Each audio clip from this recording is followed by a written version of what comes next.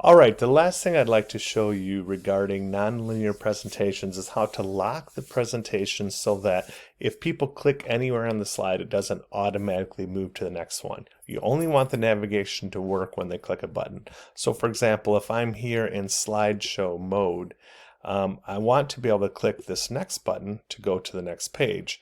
However, if I don't lock the navigation, I can click anywhere and it'll automatically go there. We don't really want that to happen. So here's how to fix it.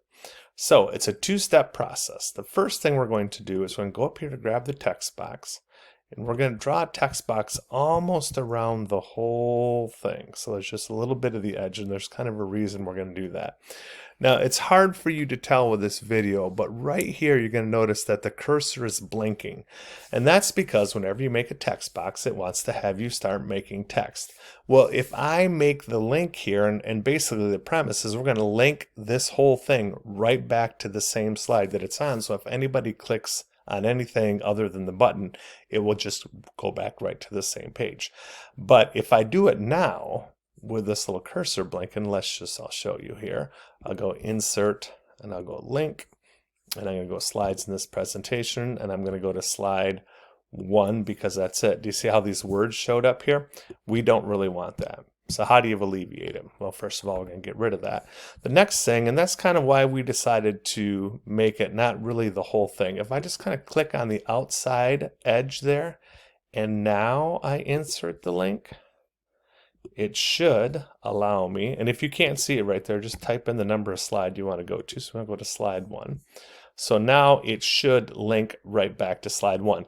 Now, I don't know if you're thinking about this, but there is one downside. That means that anything I click inside this box here is going to go back to slide 1, including this button. So what do I do to make sure that doesn't happen? Well, this main slide, I'm going to arrange it and put it all the way to the back. So if you put it all the way to the back, this button is kind of like a layer and it's sitting on top of it. So let's test this out and see how it goes. I go to slideshow mode right here. I'm clicking anywhere right here. I'm clicking at a bunch of different places and it's not moving until I click the next button, and then it takes me to where I want to go. So that's how you lock navigation on a nonlinear presentation.